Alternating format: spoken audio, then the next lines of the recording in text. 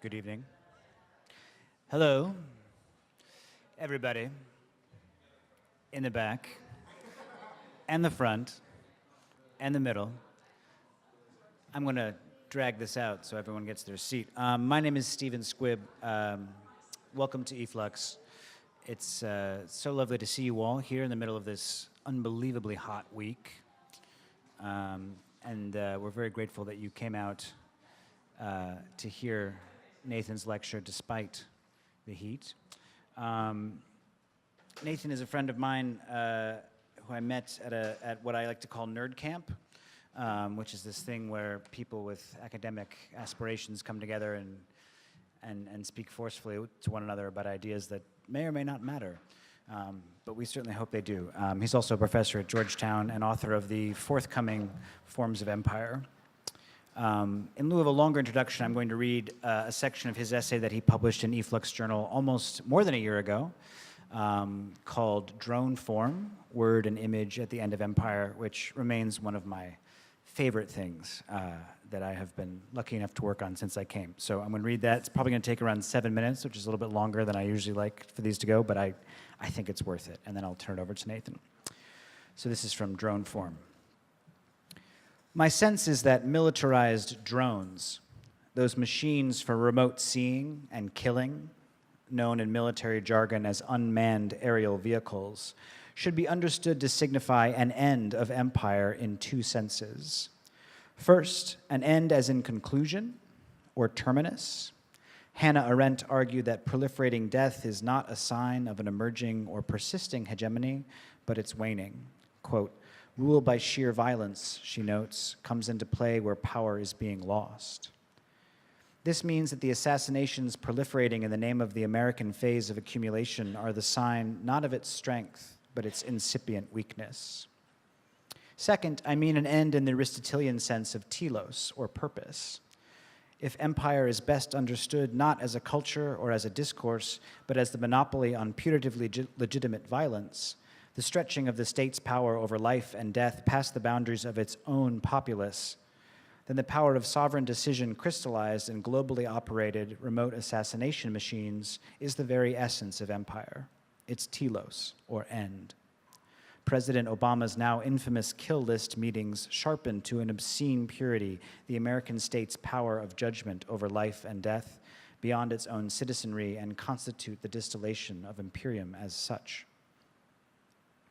Drones are at once a symptom and a realization of the empire's end, but they are also a regime of figuration, a way of seeing, and therefore a modality of thought. Drones have a capacity as a medium. Even a small survey of the work that has drawn on the drone's odd coincidence between media form and instrument of sovereignty would stretch across the field of cultural production. It might start with vernacular forms like Twitter bots, public art installations, and even the anxious dreams recorded in the drawings of victims, but would move all the way to the self-consciously rarefied idiom of gallery and museum art, to works attempting to represent critically the ontological and political, and therefore also aesthetic, novelties generated by our drone era. There is even a clutch of mass-market novels about drones produced for a global Anglophone audience. And then this is about the novels.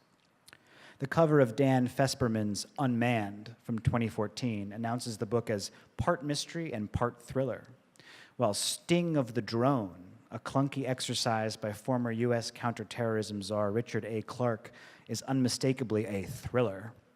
Unmistakably because the word is repeated 5 times on its back cover. Quote, this first-rate thriller, one anxious blurber says, is a cross between a techno-thriller and a docu-thriller. Most delightful is Mike Maiden's Troy Pierce series of intense page-turners, that's a quote, whose phallically named eponymous hero is still lean and cut like a cage fighter, despite the strands of silver in his jet-black hair. Pushed out in quick sequence, the series kicks off with Drone, moves through Blue Warrior, and finally Drone Command. These are from 2013, 2014, and 2015. As all these names and titles suggest, Warrior, Command, Pierce, Maiden's intervention into the new subgenre is a kind of masculine fantasia. In defiance of the rules of perspective, it includes full specifications for every gun and piece of war-making technology to grace its pages, and features a no-nonsense female president, her frame, quote, strong and lean from, quote, years of swimming and Pilates, who drinks bourbon and shows no patience for fussy questions of human rights. I mean, it's just amazing, sorry.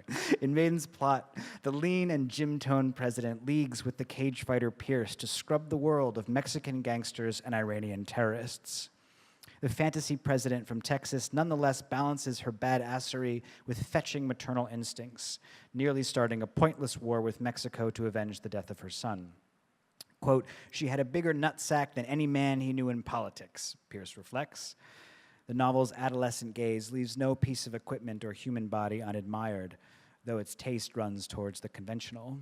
A scientist has long legs, soft curves, and cloying eyes, more like a Bollywood movie star than a PhD in robotics engineering. While the enemy and male Castillo twins are, quote, naked and tan, their muscled bodies glistening with sweat. As a character, Pierce himself is ripped from the rhetorical vocabulary of ads for impotence drugs. He drinks beer and splits logs shirtlessly between fishing trips and sexual conquests, all while organizing assassinations by robot. The book's infantile sexuality works, however, because of the way drones combine the freedom from attack with the freedom to attack. This constitutive absence of reciprocity at work in drone weaponry demands a dramatic restructuring of the category of masculine military agency. Where Dan Fesperman raises this crisis to the level of explicit problem in his Unmanned, get it? The others try to solve it. Heroic action must now be recast to include sitting at a desk and pushing buttons, a conceptual tangle that generates, in Clarke's book, a hero called Daughtry, with his, quote, still firm pecs, in addition to syntax like the following, where the sentence itself must strain to find a human agent for its act of killing. This is a longer quote. The mechanical extension of Major Bruce Daughtry, the thing that moved in the air when Bruce's hand made adjustments with the joystick in the cubicle, was pressing ahead against the cold wind 2 miles above the canyon, end quote. Daughtry's virtual piloting leads eventually to an execution, and after the novel gives us the scene of the attack, it switches erratically to Creech Air Force Base. Here, a world away from the human bodies dismembered by explosives, and on the other side of the novel's vigorous, formal cross-cutting, fake pilots are high-fiving and cheering, giving hoots and applause. Righteous shoot, big kill, says the secure digital message summarizing the bombing, a detail that aims to cleanse our consciences about this act of digitized killing. But the compensatory, conscious assuaging work of the novel isn't done. For the chapter then follows Daughtry's co-pilot, Eric Parsons, as he drives home from Creech in his black Camaro to a cliched hot wife the novel doesn't bother to describe. The chapter that begins with the detonation of an encampment of, quote, human life forms ends with the drone operator and his night owl spouse having very straight sex in a hot tub after downing Heinekens. Quote, Jennifer Parson ran her fingers through the thinning black hair on his head and then through the graying hair of his still firm pecs. When Parsons, just before coitus, tells his wife that, quote, we're finding them, Jen, we're winning, we might be forgiven for entertaining doubts. Nathan Hensley.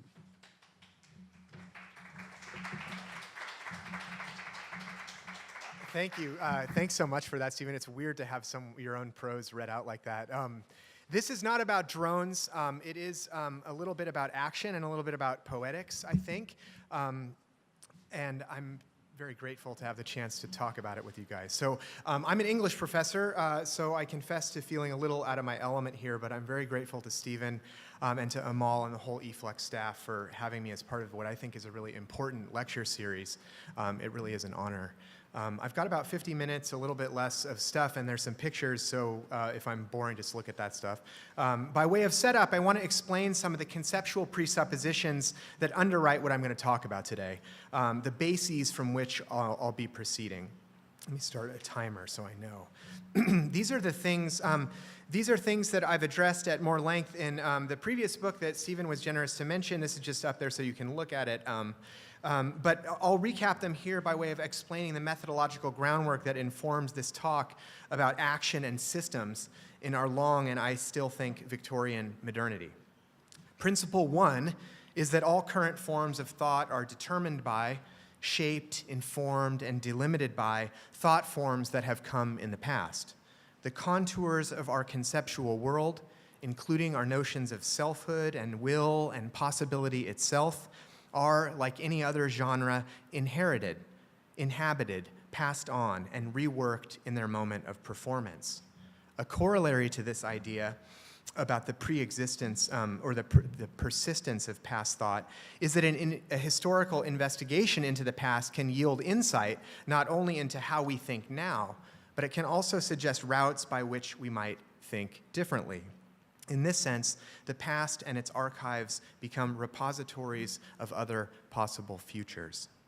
Principle 2, and this is about the literary aspect of it all, is that my working assumption here is that literary forms are and it came out a little bit in what Stephen read, that literary forms are a compressed version of thought. They don't depict or represent ideas, they themselves are ideas. Syntax, then, is a form of conceptuality, and grammar, form, and stylistic device show us thinking in performance. This is a theory of poetics as making or action, and literature as the enactment of thought. To put it more plainly, I'm starting from the idea that poesis, which comes from the Greek to make or do, is a form of building thinking. In this sense, poetry is an action that reorganizes the world. So with that in the background, I'm going to examine here some specific ways in which thought has been built by a set of women writers from the 19th century, and to show a little bit about how those models of thought, from Emily Brontë and Christina Rossetti, touch up to and engage with, or we could say entangle with, those of someone who we might more readily recognize as a theorist of the left, Louis Althusser. As many of you might know, Althusser is most famous for his theory of the ideological state apparatus, or ISA, generated from within and conditioned by the paroxysms of the French Communist Party in the 50s and 60s, and in the intellectual milieu of the École Normale Sup in Paris. Althusser's notion of the ISA describes the structures of social reproduction, a classroom, a lecture hall, the police, by which our subjective existence is called into being and reaffirmed. By these apparatuses, we are hailed into a consenting relation with the forms of power that we co-constitute, and that in turn rule us. This reciprocal relation to domination, by which we consent to it and participate in it, is interesting to me because it's a theory of individuality in structure, or individuality conceived through and because of structure. We are called into being as ourselves when we are recognized in and by a pre-given form. That version of Althusser will become important in a second when I describe its relation to some important feminist thinking from the 1980s about entanglement. Here I want to invoke another version of Althusser. This is Althusser as a theorist of the present and a theorist of war. In a set of half-sane and constantly revised lectures that he began developing in 1962 and delivered for the first time in 1971, and these are the typescripts of them from an archive in France, Althusser undertook to read the work of Niccolò Machiavelli. His aim was to recover this infamous amoralist as a figure for the left. Through this ongoing reading with and against Machiavelli, Althusser began to develop his own sense of theory as a kind of weapon. Conceptuality must always, he maintained, be matched to a situation, ideas always aimed toward a goal. This work remains surprising, I think, since it imagines theory not as a Platonic form or rational principles or set of them, but as technique, nearer to the art of war than the disinterested pursuit of truth. Thought is the means by which an enemy is defeated, a tool in a just struggle. Through Machiavelli's political realism, Althusser justified his own sense that action must always be fitted to a conjuncture, an aleatory singular case, where all the existing concrete circumstances are arranged in a particular way. Onto the typescripts that would become Machiavelli and Us of 1999, Althusser added by hand the word singular, which he also underlined, and in blue and then black ballpoint pen, wrote in the word case 4 times over 2 pages. He was emphasizing obsessively, crazily, the idea that method must always arise from and seek to change a unique concrete scenario.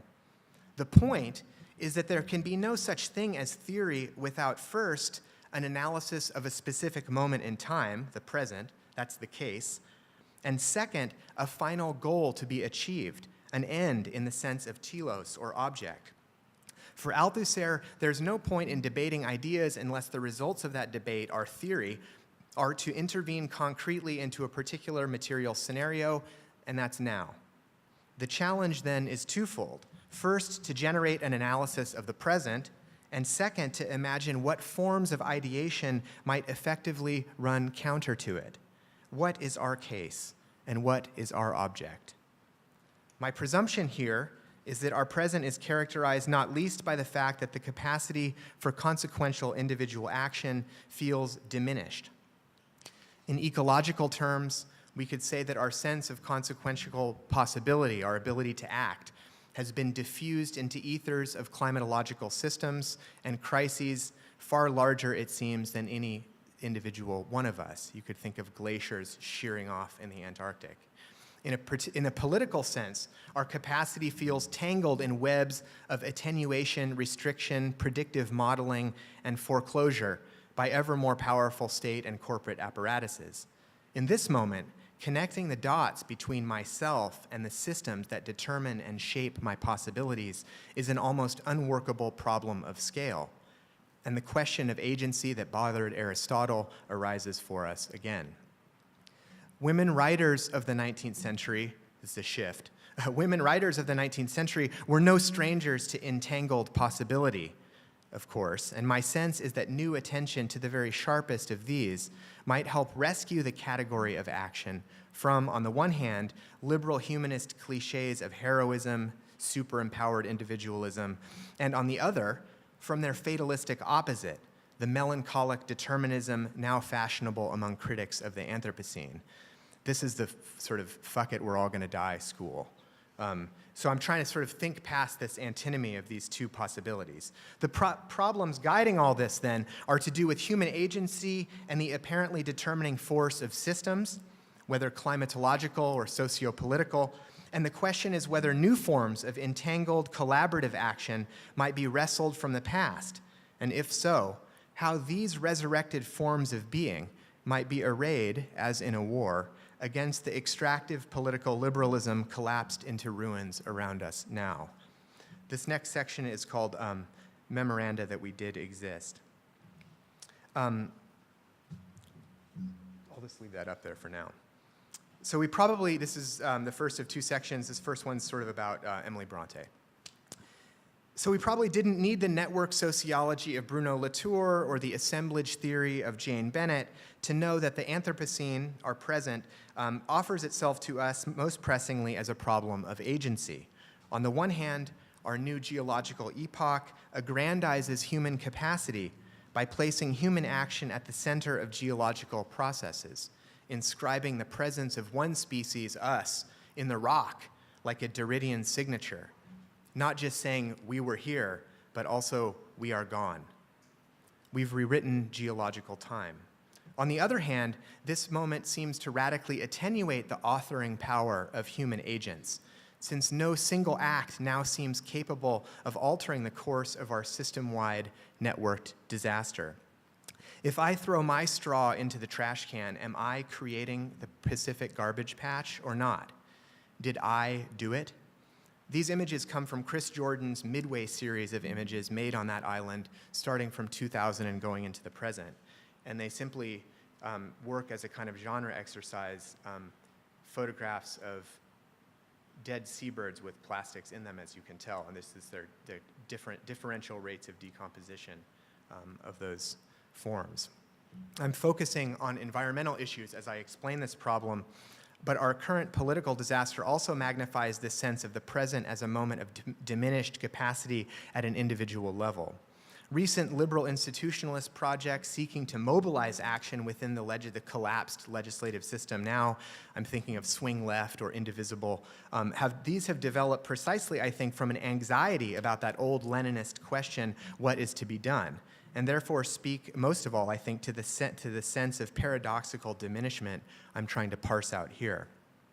This is the feeling that we're in the era of iPhones and sort of customized subjectivity, but perhaps no single one of us actually matters very much. This crisis, I want to suggest now, is linguistic or poetic. At least that's what interests me about it, insofar as it erodes the partition between subjects and objects, us and the world. And it diffuses the lines of verbal predication by which subjects, verbs, and objects once mapped a linear logic of cause and effect. Who or what is the agent or subject of the sense blank caused the Pacific garbage patch? It's an impossible sentence. However fussed, imagined, reimagined, or reworked as it is in Hegel or Adorno or Meillassoux more recently, the vector of action that connects subjects to objects has been central to Western thought and remains encrypted into the form of syntax itself, the very sentences I read now. The terminal crisis of the Holocene is then a crisis of physical lived experience, obviously, but also of thought about that experience, a crisis of theory, if you want. And like all crises of thought, it requires and generates innovations at the level of form. But it will turn out, in my story anyway, that our most sophisticated thinkers about entanglement, action, and the fictions of autonomy, writers, mostly women ones of the 19th century, have gotten there already.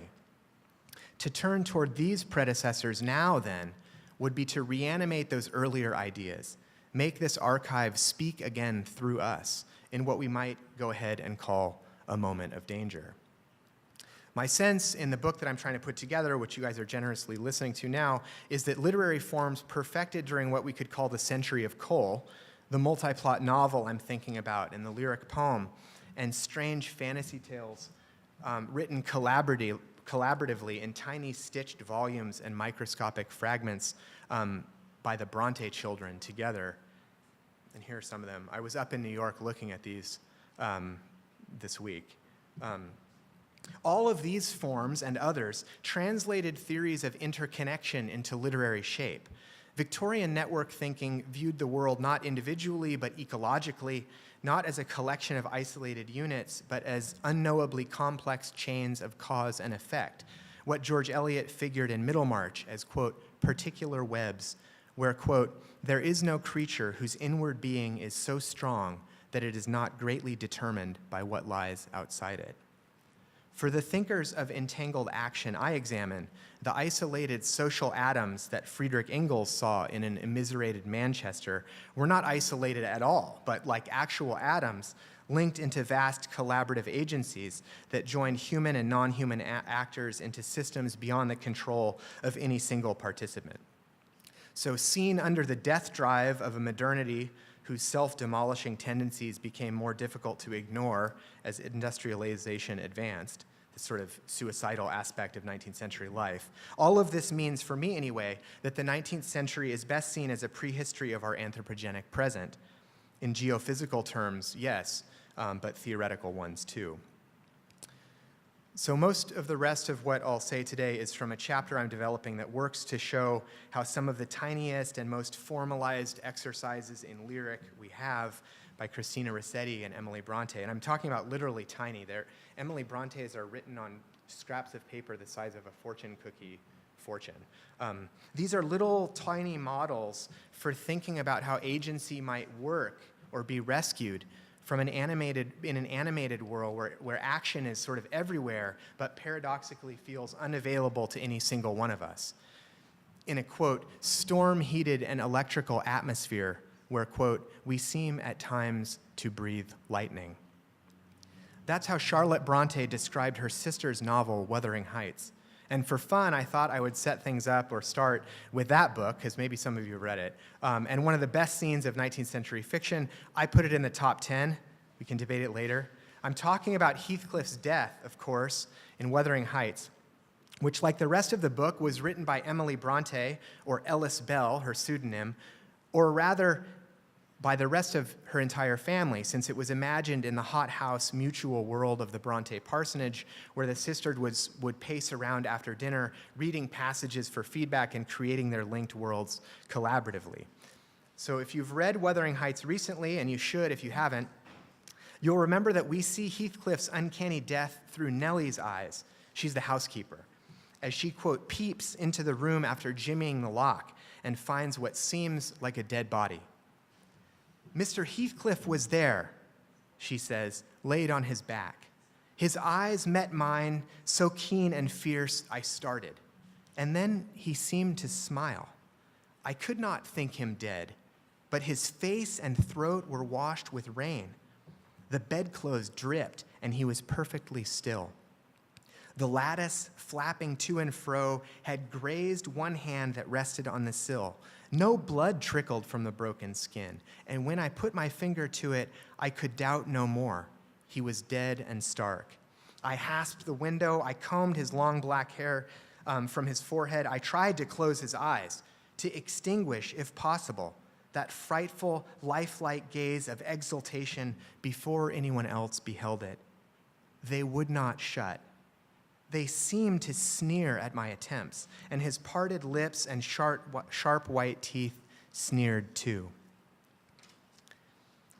Now, what strikes even my undergraduates about this outrageous paragraph is how Heathcliff's menace persists, and with it his power, his capacity to act, even beyond the apparent death of his physical body. But it's not even really his menace. His capacity has been distributed, broken up, and weirdly, therefore, enhanced. The situation is encoded in syntax, and here, as always, Brontë is exacting. It is Mr. Heathcliff, not his body, that was there when Nellie enters, and his eyes are alive, keen and fierce. At least Nellie thinks so, until evidence begins to mount that they're not. Once she's sure he's dead, he becomes an object, but where does its itness lie? The it of "I put my finger to it" could be the skin or the blood or the body itself. And the predication, but Heathcliff's new status as a non-human object, he becomes an it. It means to Nellie that she becomes the subject. And the predication of her actions now becomes direct. She hasped, she closed. But the it resists, and things get weird when this subject, Nellie, can't complete her next action, cannot close predication. She tried to close his eyes, but can't. And Heathcliff's ghostly capacity seems to grow stronger, and it moves from virtual to actual as the paragraph closes, and Nellie dissolves into disbelieving crisis. She reports that his eyes seem to sneer, but his teeth actually do so. So this is a great paragraph for many reasons, but I'm trying to draw out the kind of animatedness of Heathcliff's new sort of distributed situation. Perched physically on the threshold between nature and culture, remember his arms hanging out the window? The assemblage that we call Heathcliff retains a capacity to act after he himself, whatever that might mean, breaks into pieces, eyes and teeth, and replays another man's window scene, Lockwood's, from earlier in the book. As the novel makes clear, the ensemble of historical and bodily agencies convened into the pronoun he, or the proper name Heathcliff. All this is itself interchangeable with, permeates, and is permeated by the heaths and cliffs of the non-human object worlds in ways this guy's name already warned us about. And remember that his name is also inherited. It's taken from Earnshaw's dead kid at the beginning of the book. I am Heathcliff. That's what Kathy says. And since she is Heathcliff too, it makes sense that Catherine is, as he tells the disbelieving Nellie, quote, in every cloud, in every tree, filling the air at night, and caught by glimpses in every object by day. The entire world, Heathcliff summarizes, is, quote, a dreadful collection of memoranda that she did exist.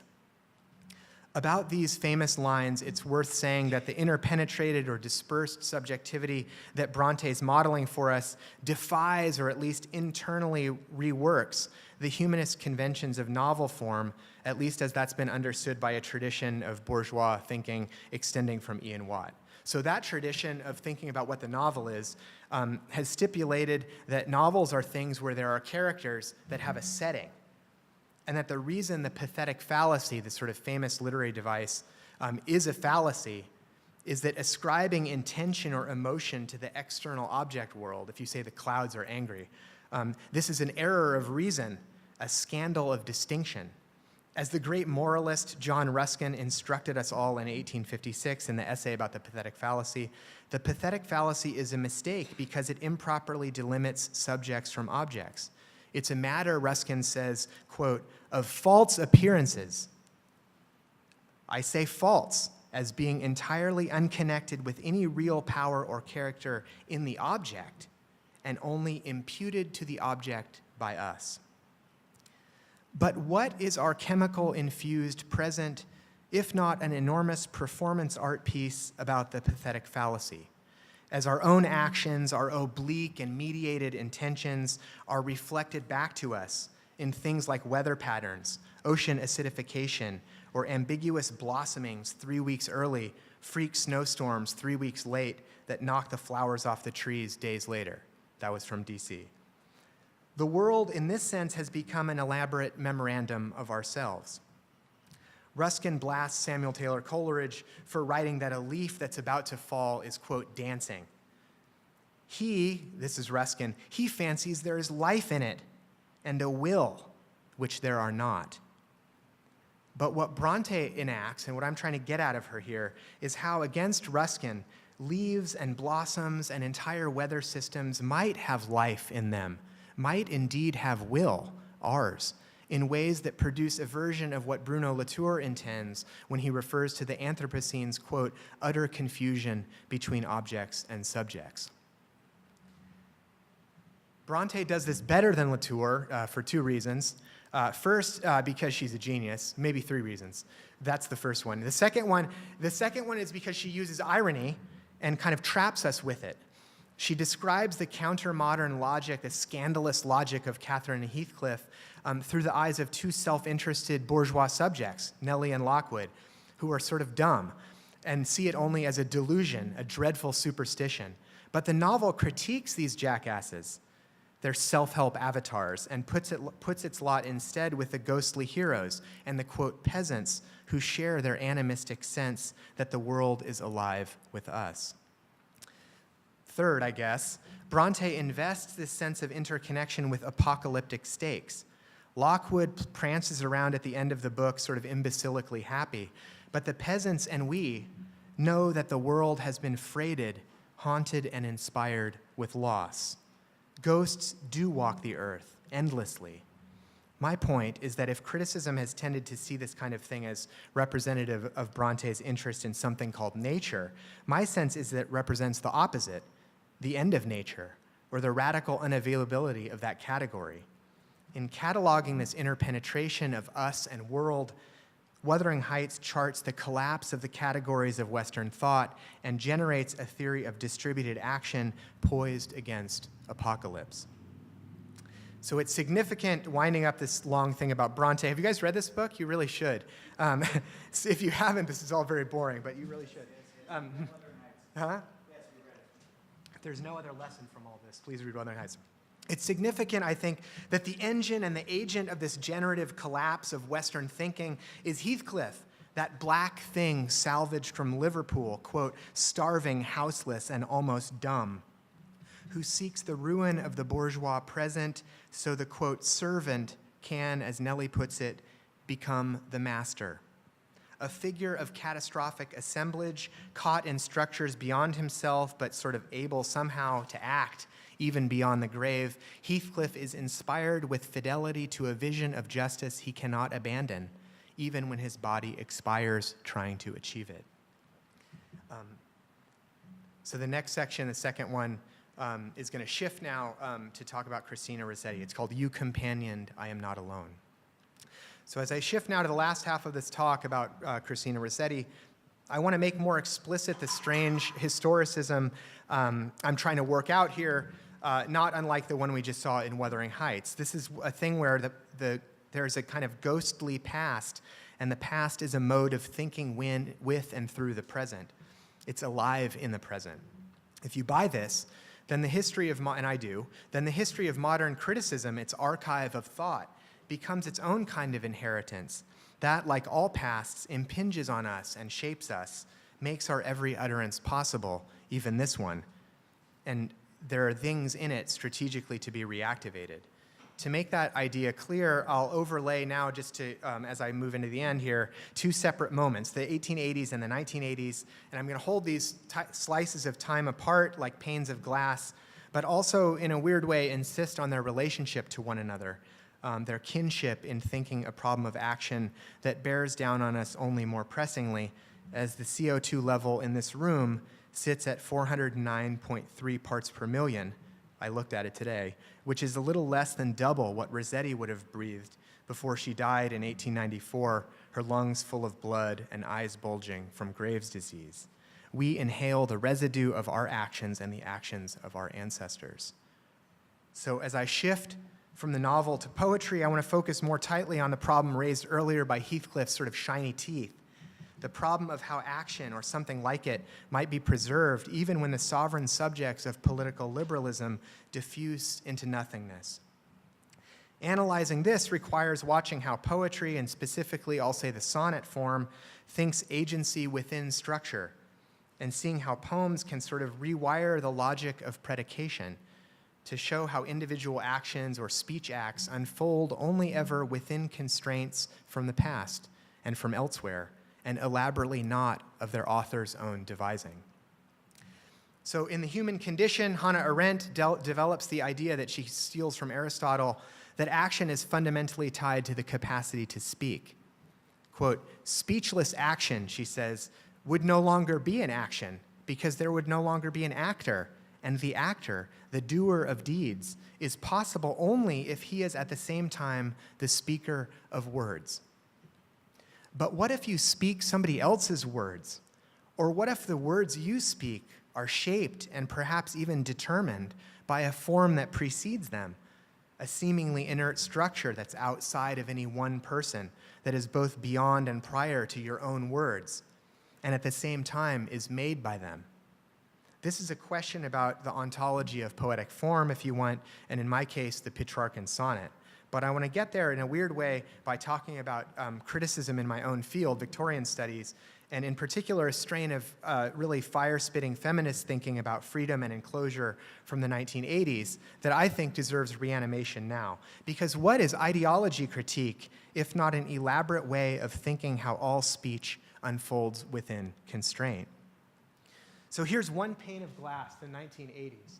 The dates you can't really see, but that decade generated the foundational statements of my own field, Victorian studies, that among other things helped establish the 19th century as the key site for evaluating the mechanisms of culture as such, and established feminism as the dominant language for undertaking that work. I'm referring to books like The Industrial Reformation of English Fiction and Desire in Domestic Fiction. Now, this archive has its interests for other reasons, and maybe you share them or you don't. But for now, I'm just going to focus on one of them, Mary Poovey's bombshell book from the next year, Uneven Developments, 1988. The subtitle is The Ideological Work of Gender in Mid-Victorian England. Poovey's book, in fierce prose and from an uncompromisingly feminist point of view, trained attention on the gender ideology that it argued was first institutionalized in the Victorian period, but that is also operative, Poovey writes specifically, quote, now. This object lesson in presentist ideology critique drew on Althusser to argue for discursive statements as material interventions into a scene of circulation that's defined by repetition, recapitulation, rearticulation. Within this sort of recirculatory ecology, the function of any given statement, like this one now, is therefore, at least in part, Poovey says, quote, reproducing values. The reproduction of ideology that, quote, repeats so as to affirm ideas or speech acts that already exist. For Althusser and for Puvis, who's following him here, our actions are really other people's actions. Ideology is always materialized in an apparatus, of course. There can be state apparatuses like the Contagious Diseases Act or the police, or they can be concrete relations of bodies in space, like a Victorian classroom or the room we're in right now, which is very nice. Or they can also be textual interventions like Jane Eyre, the subject of Puvis' 5th chapter, or as Puvis herself notes, it could be the textual performance of uneven developments itself. I spend some time going back to this familiar version of ideology critique because the model of conceptual closure that's animating it, as the fixed forms of gender are recirculated over and over again in a Wuthering Heights-like loop, this generates what I take to be consequential dilemmas for Puvis' presentation, poetic ones, dilemmas that for all their complexity in Puvis, I'm going to suggest in a minute, are more robustly analyzed by certain Victorians, including Rossetti. So in a powerful moment at the end of the amazing introduction to Uneven Developments, Puvis dwells on the fact that her sense of ideology produces a problem for the form of her own book. The problem is structural or narrative, a question of representation and even grammar. As Puvis explains, her, quote, self-consciously feminist argument has put her, quote, torn between, this is her language, focusing on individuals as if they were the agents of change, and dispensing altogether with individual life stories in order to create the impression that individuals are merely points at which competing cultural forces interact. So should we have a chapter on Florence Nightingale? Perhaps, theoretically speaking, we shouldn't, but there it is in the book. This paradox generates a snarl for the title page of the book, of course. It attributes this utterance of the book to the subject effect going under the name of Mary Puvis, but it also produces a problem for theory. In a stunning passage, Puvis' prose must strain for an effectivity it has already argued is illusory. While I acknowledge that my desire to question such commonplaces of gender ideology may have unforeseen effects that, in the long run of history, will be seen as reinforcing the status quo, I maintain that any challenge is important because it's an intervention that may well disrupt processes already underway and that certainly will become part of the cultural contest by which new meanings are produced. So this is complicated, but you may already have noted the attenuated determinism legible in this, I think, admirably self-reflexive sentence, which acknowledges not her questioning of commonplaces, but her desire to do so. See how the abolishing ideological analysis, the historical gaze that would retrospectively cancel the very chance of resistance, of novelty, is ascribed to a future Mary Puvis, and done in passive voice, unforeseen effects will be seen. But this sort of nullifying future retrospect is overcome with what seems to me visible strain by a syntactical formula the analysis has rendered paradoxical, I maintain. I take the syntactic crisis of this cool passage to be playing out in miniature the conceptual dilemmas that arise when a model of foreclosure and intellectual capture that you get from ideology critique, the idea that we're imbricated in systems beyond ourselves where action is as such impossible, when all of that kind of slams into a vestigially liberal model of capacity that animates a certain strand of feminist thought and practice. Can we have agency but structure too? In a story that will be familiar to any Victorianists that might have wandered in here, I know Talia's here, the model that Puvis borrows from Althusser and that people got from Foucault that was so powerful gets totally, generates new countermodels in the neoliberal moment of the 1990s, when a new set of critics made points like I am here, but used them to rehab models of self-making that were very naive from the clutches of allegedly deterministic models like the one that's formally imploding behind me.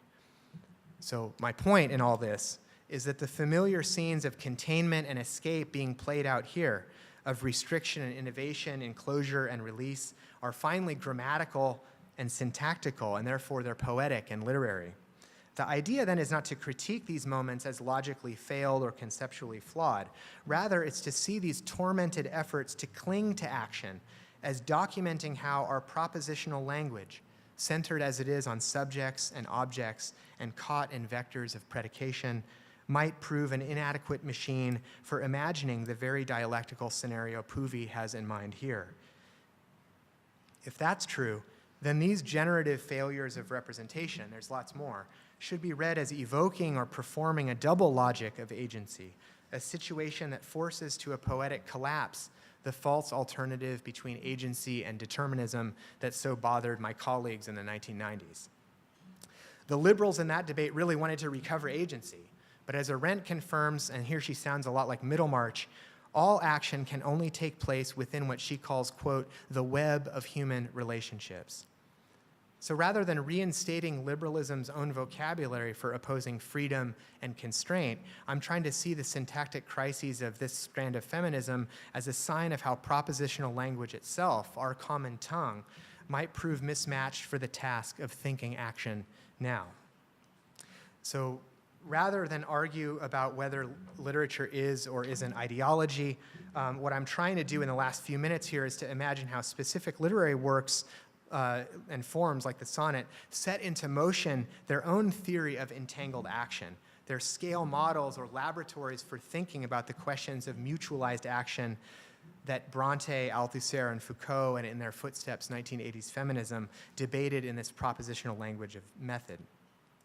I'm going to skip a little bit here that's about apparatuses and Foucault and talk about poetry so I can get there.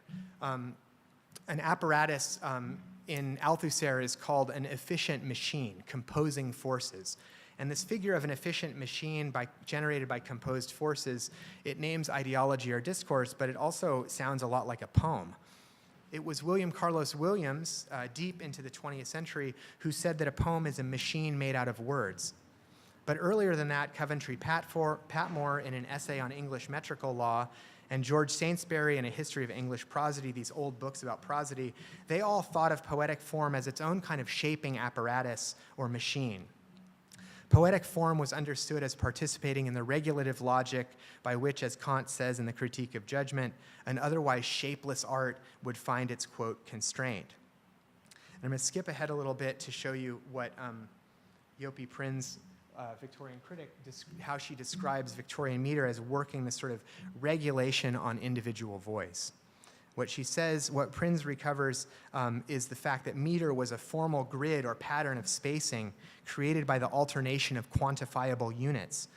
What she shows us in all of this is how Victorian metrical theory imagined individual voice, that's the word, to be smoothed out or disciplined into a grid of coordinated constraint. Coventry Patmore's book from the 1860s refers to this effect as the bonds of verse.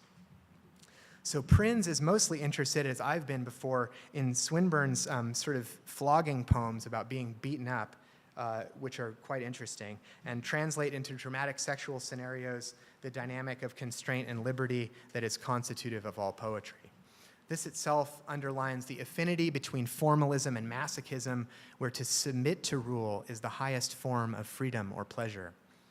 To the astonishment and vexation of her friends and mother, Christina Rossetti, the pious and fragile sister of Dante, who then as now is condescended to as a religious scold, she kept writing to Swinburne her whole life. He was paying to have himself beaten in brothels, and they were friends, they were internet friends. But we can see what they had in common when we recall how fully Rossetti transformed the problem of impossible constraint into the engine for a perverse form of liberty.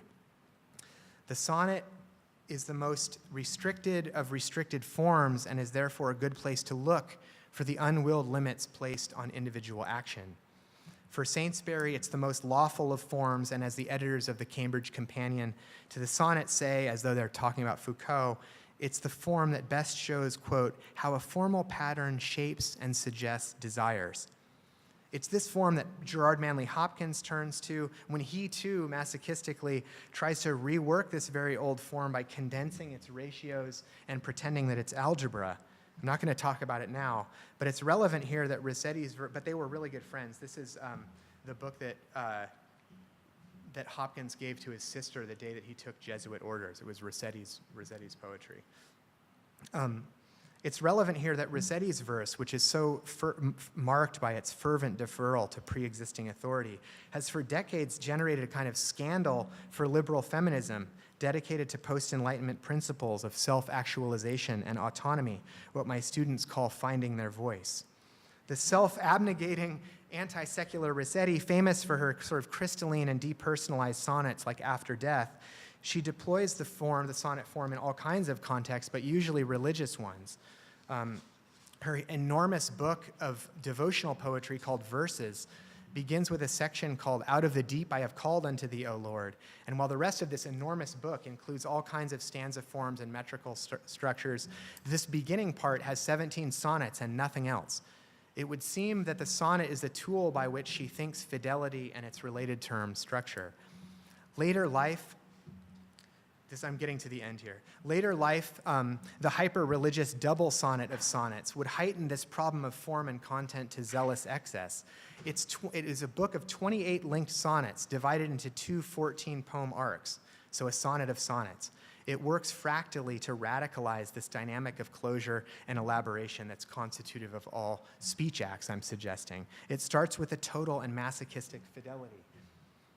For though he slays us, we will trust in him.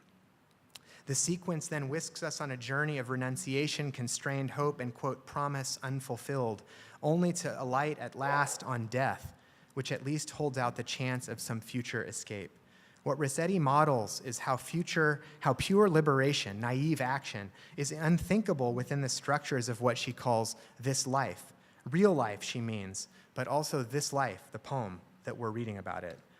This is very tough poetry to read now, in our moment of neoliberal freedom and liberty-worshiping subjection. And I take this difficulty, the students hate this stuff. I take this difficulty to index the importance of the book, its capacity to help us think beyond our moment.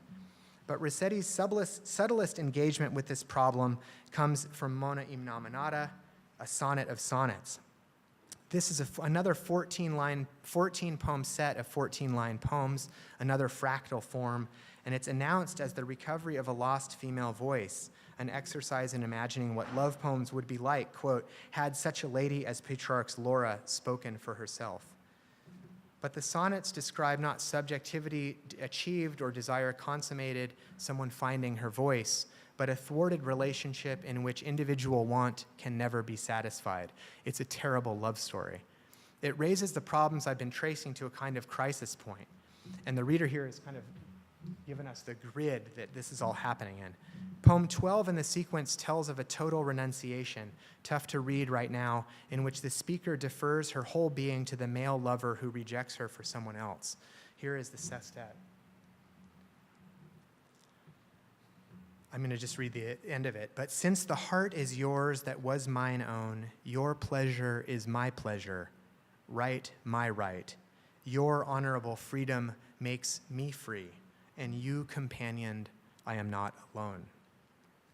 When Rossetti writes that the heart is yours that was mine own, and when she says that your pleasure is my pleasure, your right, my right, she abolishes herself and gives over precisely the dream of agency as right that Puvi attempted so admirably to retain earlier in this talk. This effect is doubled insofar as it comes at a formal level too, as the female poet's individual discourse, whatever that may be, is subordinated to, made possible only within, the shaping grid of one of the oldest and most masculine forms in literature, the Petrarchan sonnet. So rather than unfettered agency or transcendent individualism, we get something like T.S. Eliot's sense that the poet's work is a, quote, continual surrender of himself. In a less masculine idiom, we might think of Elizabeth Grosz, who says she's drawing on Darwin but might be talking about Wuthering Heights, when she says that all new forms are but the reanimation of older ones with mutations. Even more radically, what Rossetti's version of liberty in renunciation helps us imagine, I think, is that freedom and constraint are but our own modernity's inadequate vocabulary for understanding how action happens in this world. I'm going to skip a little bit. As Rossetti continually reminds us, the speech acts that make up her own poems is borrowed and empty, quote, dead for all its breath. But in speaking it, we conjure the image of a better and purer language, God's, that she insists will become available to us after the world is remade in justice. I'm going to conclude quickly by saying why this matters to me now. It's not just that it came to us, that it happened at the very height of the Victorian Age's imperial liberty, not long after John Stuart Mill proclaimed what neoliberalism has raised to a creed, quote, over himself, over his own mind and body, the individual is sovereign. In the face of that naive and broken model of action, Rossetti and other poetic thinkers expose the inadequacy of the vocabulary we still use to think possibility. From the ruins of normal predication, they built new models for imagining the constraints that shape all thought. In so doing, they hint at how our present catastrophe might paradoxically generate forms of personhood, genres of experience that we might, like Rossetti, only have words to call freedom. Why does this matter? And I'll end by hinting at what the beautifully canceled version of freedom that I've been charting might mean for us now. I'll cite a report that appeared right after Inauguration Day and was given, appeared in the liberal progressivist magazine, The Nation, which I'm sure many of you know. The title was surprising given the venue. Quote, neo-Nazi Richard Spencer got punched. You can thank the black bloc. This is a sort of dramatic shift in the talk, but try to follow me. The essay uses the sort of memification of Spencer's getting punched in the face to describe action, a sort of perfect action, even action itself. It is, she said, the author says, akin to what David Foster Wallace says about Roger Federer's tennis serve. Quote, the very edge of what seems possible for a body to achieve, a form of bodily genius. It's true. It's a great meme and a great premise for an essay, but what interests me is that this dispatch from the inside of the Black Bloc, a group of some 500 individuals who in DC gathered to disrupt the inauguration of our illegitimate president, describes this action from the inside, from an activist's point of view, and describes, quote, direct action. It was an event, quote, aimed directly to impede, delay, and confront the inaugural proceedings. But this action was localized in no person. It had no author. I'll close now by noting how the pronouns here dissolve and the verbs chart predication falling away. Here is Leonard, the author. The Black Bloc I joined met at Logan Circle, some 2 miles north of the inauguration parade route.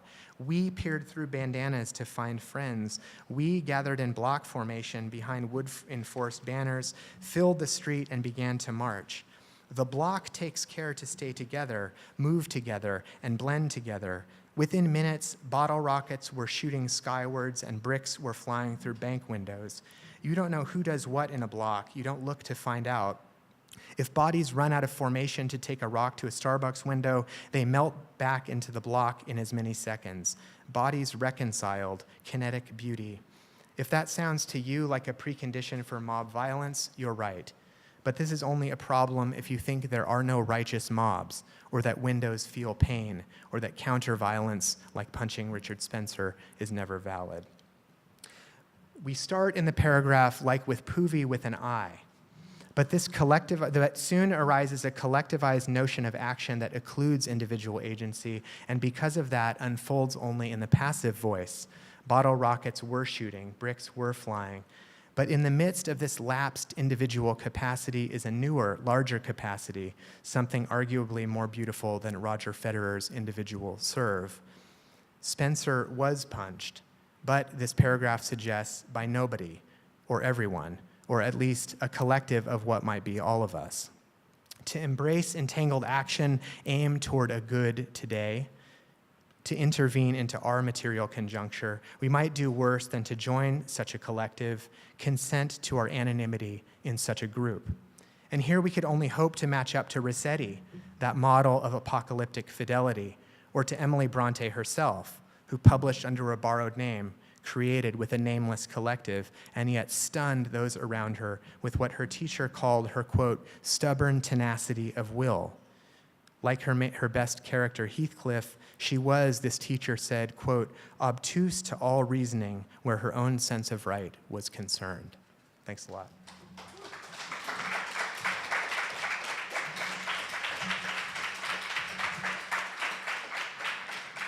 What's the protocol now?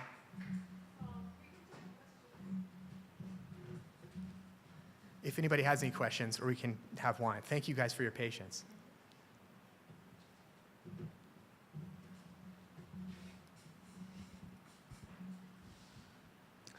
Hey. Thanks so much for this beautiful lecture.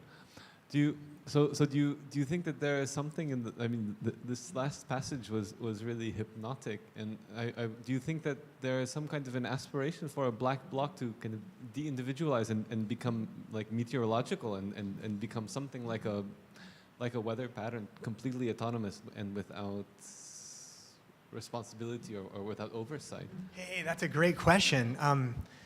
I hadn't connected the dots like that, but that's a great question. You know, it makes me remember that it's a sort of standard of the tradition of counter-revolutionary writing in the 18th and 19th century, from Burke to Carlyle, to figure so-called mobs as clouds or storms or tidal waves. And so that's something that's been recaptured, obviously, by the left in various movements who sort of look to that positively. But it's interesting to actually read that counter-revolutionary tradition for the seeds of that exact rhetoric. So Carlyle's French Revolution book, which is kind of enormous and unreadable, but has these amazing passages where he's describing like just floods of unthinking animals, you know, who are swarming, and all of those dehumanizing functions are. And so the trick would, I guess, to be to kind of recapture that as people like Deleuze and Hart and Negri and stuff have done. I mean, the challenges of romanticizing it. Yeah, I think there's a lure. I agree with you. Thank you for that. That's great. Sorry, I have a bit of a less formed and informed question, but I was wondering, what do you make of Bakhtinian literary theory in thinking through these various authors, but also in relationship to what Brian was just saying in terms of the mob, which is a figure that is very much resurrected in the left, including Hart and Negri, by way of the multitude and the swarming thereof. Yeah. So I was kind of almost waiting to hear about that particular dialogical exposition of these authors, and just wondering what you make of Bakhtinian literary theory in general. You're talking about the carnivalesque and stuff, I right? suppose, yes. Yeah. Yes. Well, no, that's really interesting. I mean, I think that there are figures for that all through 19th century literature, you know, and I guess in certain ways what I'm trying to do is, and it's a little confusing, it's why there's so much kind of like close reading, it's a little tedious for regular non-English professor people, but I'm trying to chart how this kind of ramifies as a linguistic problem, because I'm sort of starting from the presupposition that syntax encodes these structures of thought that we breathe in this Althusserian way. So it's I really love Bakhtin, you know, but a lot of those are about the sort of plot forms of the book, and I'm looking even at like a even more micro-stylistic register, which is something like syntax or something. But that doesn't occlude what you're talking about, because I think there would be ways of, you know, there's ways of reading like Dickens, for example, against his own like reformist sentimentalism, where he kind of unleashes these forms onto the world that like change and migrate and alter and collectivize. And he always wants to tamp them down. I mean, he's a kind of in the Carlylean school. But there's nevertheless this kind of energy that's there. Sensation fiction is a good place too. There's all these murderesses and stuff where you're supposed to, it's unclear if they're good or bad people in the book. You know, go ahead, yeah. But in thinking about action, you know, and the way in which Bakhtin thinks of Cervantes and Don Quixote as a carnivalesque trope, and Don Quixote as being very much of portentous of action. So I don't think that, you know, to think of Bakhtinian literary theory escapes or avoids the matter of syntax. Yeah. Because it is the formation of the literary novel seen through this carnivalesque angle. And I think that in your response, you're somehow framing my question as going straight into an ideological terrain and kind of evading the syntaxical, but I think that the matter of syntax is at the core of some of what Bakhtin's literary theory. Yeah. I got to go look at that again. I mean, that's really helpful because it's a kind of counter tradition of the novel form, isn't it? I should look back at that. Thank you for that. Oops. Sorry. Just trying to connect that to action and the black bloc. I think that's right, and I think your intuition is totally right. Because I mean, I went back to those Hart and Negri books, which are fascinating, obviously, but there's something about the temptation to romanticize the multitude in them, you know, which I think they're a little like unself-conscious about in a way, and that's true of Negri too. And yet there's this thing that happens even in their prose too, where they get this kind of like hyperbolic we, which is really neat. That's really helpful. Thank you. So, hi, thank you. Hey. I'm curious, I live in Portland, and very recently we had a demonstration Yes. where, for an instance, there was a black bloc, but then it was quickly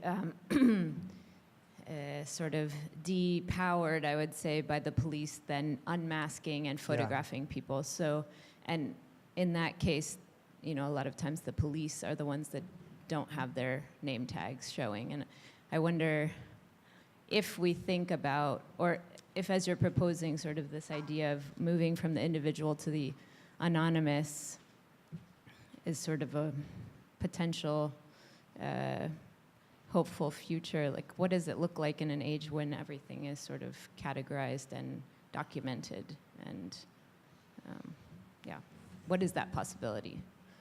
What do you think? I mean, it's a great question. I mean, are you talking about when the sort of apparatuses of anonymity are kind of now acquired by the state and used and weaponized in counter-violence? And what is the possibility of actually being anonymous? Or, I mean, at this point. Yeah, that's an interesting question that I would be interested to hear what other people think about. I mean, you know, I'm sort of trying to chart the kind of prehistory of some possible to mobilize again sense of entanglement and like desubjectification or something like that. But totally, I mean, there's obviously a flip side to all that, and there's, in the same way that there's the romance of going Ted Kaczynski off the grid or something.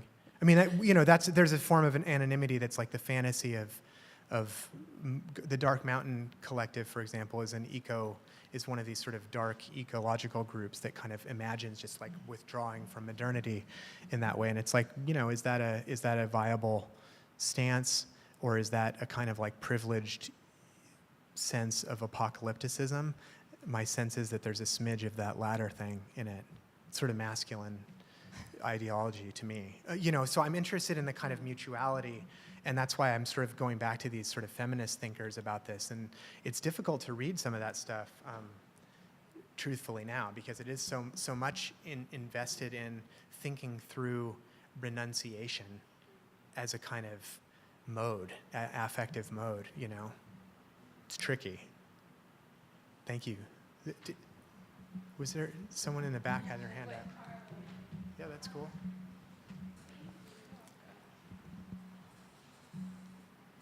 Yeah, I was wondering a bit about scale. Yeah. Because you were talking about the Brontes and these like tiny, tiny worlds, and then you were also talking about close. Can you hear me? Yeah, totally. Okay. And you were also talking about close reading, and I was, you know, I think when you're talking about this like ecological moment of the Anthropocene and totality and like new ways and better ways of thinking totality, thinking about these really small micro worlds is really useful to my mind, and I'm interested to hear what you think about scale in that way. Yeah. Well, why do you think it's useful? No, I mean, because there's a kind of pleasure that comes from it, because there's a sense of like Barth says at the beginning of SZ, you know, he's like, there's certain Buddhist ascetics who think that they can see the whole world inside of a being. And then he goes and does this crazy close reading of Saracen and that, you know, and there's a kind of, it's kind of exciting to be able to unfurl it at micro scale, like building a ship in a bottle or something. But is that what you're thinking of? I think in part, but I also think the idea of like the Anthropocene and the sort of like Latourian democracy in which you have Gaia at the seat of the table is really, it doesn't really leave a lot of space for everyday people, as it were. And I think that there's something really valuable about really small scale forms, like the forms that populate the Anthropocene, as a way of imagining more like community-based actions. I see what you mean. Including the Black Bloc, I think. I think there's something really interesting about the Black Bloc as like kind of really a small scale form. Yeah. You know, like the world won't become the Black Bloc. It's sort of scalable in that sense. I mean, it can start with just it's like when does it become a collective? Yeah, I really like that idea. I mean, I guess I'm really interested in, I had a talk to the curator at the Morgan Library the other day, and I was sort of trying to explain my project, and it wasn't really working that well, and I finally was sort of like, you know, I'm really interested in the moment when there's like a blank piece of paper, and then all of a sudden there's not. You know, the moment when a human person takes these old pens made out of gutta percha, this like primitive form of latex, and like just puts it on a piece of paper, and now now Middlemarch exists.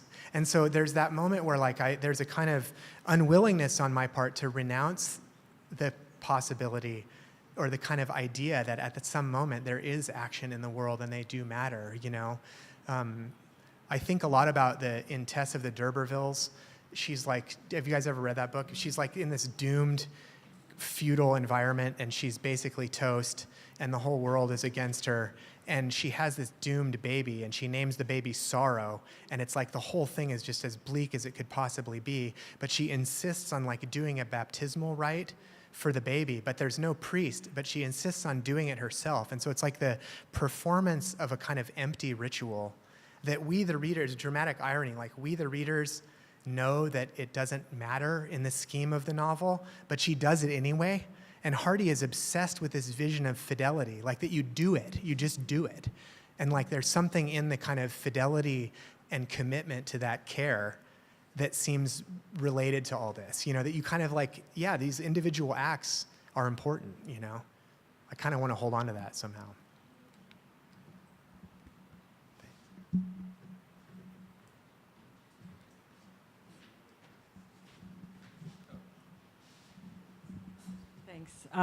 That was really beautiful. I enjoyed that so much. And I think you're absolutely right that 19th century people really have a vision of relationality that's different from our kind of being locked into a neoliberal, I must be an individual, I must have agency, oh no, I'm being foreclosed, I'm being imprisoned. But I think where you were going at the end, it could be even maybe more radical if you think of entanglement or relationality as its own form of action. So, I mean, I'm coming to this from Ethics of Care, and in Ethics of Care, basically everybody is already entangled. It's not a personal choice you make. You don't say, I am going to join a block, now we are a we.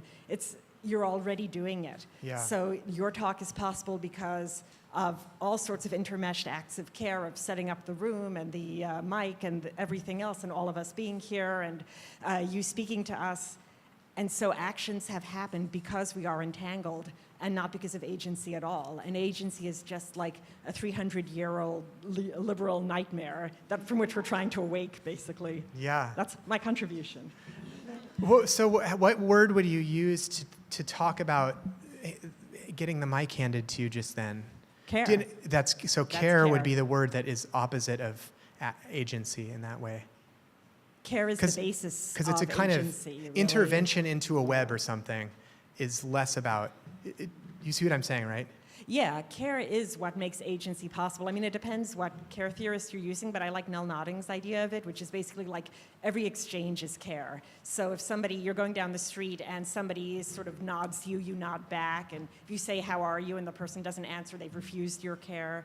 So thinking of care beyond kind of nurses or aides, but thinking of it as each of us looking out for each other, trying to make each other's actions work or feel better, that's what care is. So if you take that as the basis of action, that's what makes action possible. Nobody could exist in a vacuum. Nobody can act in a vacuum. It's not possible, right? We're all standing on floors other people have laid. We're all walking on streets that other people are driving down. We're all caring for each other. I think that's really beautifully put, Talia. I mean, it reminds me of, it's sort of, I kind of tend to think that Marx gives us a version of that too when he talks about, when he just does the exfoliation of the commodity, you know, that in order to understand like what this pen is, it's a pencil, I guess, but that you have to somehow like account for all of the chains that have brought it, all the labor that is kind of here congealed, right? And that somehow like exposing that again to view is a kind of honoring of that imbrication or something. So yeah, thanks for that. I'll have to get the reference from you after. Yeah. I would be curious to hear from both of you whether there is how the triumphalist voice and the language of care work in tandem or in opposition to each other, where the triumphalist or kind of voice of some kind of encounter with the sublime, or with some kind of larger force of God or of the black bloc or of some kind of invisible hand moving of some kind of invisible agent, and in relation to these acts of kind of animal solidarity, how these relate to each other, because of course even networks can be understood in terms of a kind of triumphalist or incredibly scalable or large-scale language for registering what are essentially animal solidarities. Yeah, I mean, well, I would like to hear what Talia says, but I mean, what occurs to me about that, it makes me think of this kind of dyadic logic of the heroic and then the caring. It sort of dangerously recapitulates the very structure of gender ideology that Puvi is trying to track. You know, that there's a public and a private, there's a kind of sphere of the affective, and then there's a sphere of the public and consequential, and the kind of like, I'm suspicious of being made to choose between one of those alternatives, because do you see what I mean?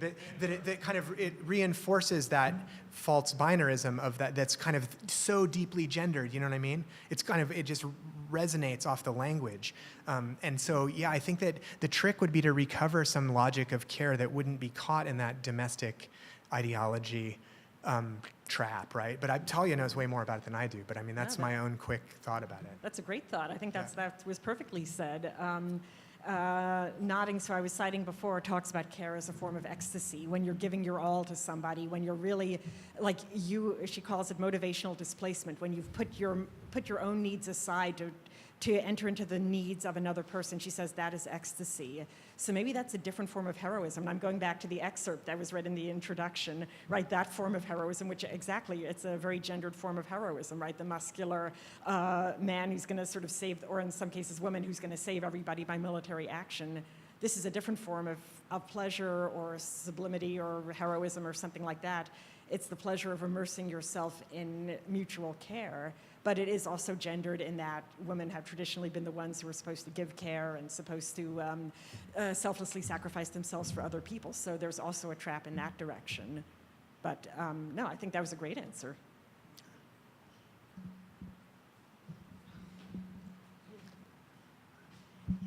I'm conscious of keeping people forever, but I would love to talk with you guys all night. But. And I guess it's not so much a question as much of a comment, but it appears as though the debate has become very much about species, and I was wondering how genealogy factors therein. You mentioned Foucault briefly, but you kind of like went over kind of skipped that part, and of course genealogy is very much of a Foucauldian trope. I wonder what is it that you have to say about genealogy, if only in keeping with your comment about the pen that transforms. Yeah, about genealogy. I mean, the method I'm interested in is totally, you know, Foucault from the order of things, where it's like, you know, we kind of create a sedimented version of thought and how it's crystallized in language. You know, so I'm very committed to that idea of genealogy as sort of an archive of the past, so as to build other futures. You know. But you were asking about species division, too. Well, it just occurred to me as we spoke about care in relation to gender and domestic space, and so in trying to chart maybe a non-hegemonic male hegemony of genealogy. Yeah, that's really interesting. I mean, it just puts me in mind because I've been obsessing about it lately with the Brontes, and thinking about the kind of crazy menagerie of pets that they had, and particularly Emily Bronte's just absolute fanatical commitment to nature.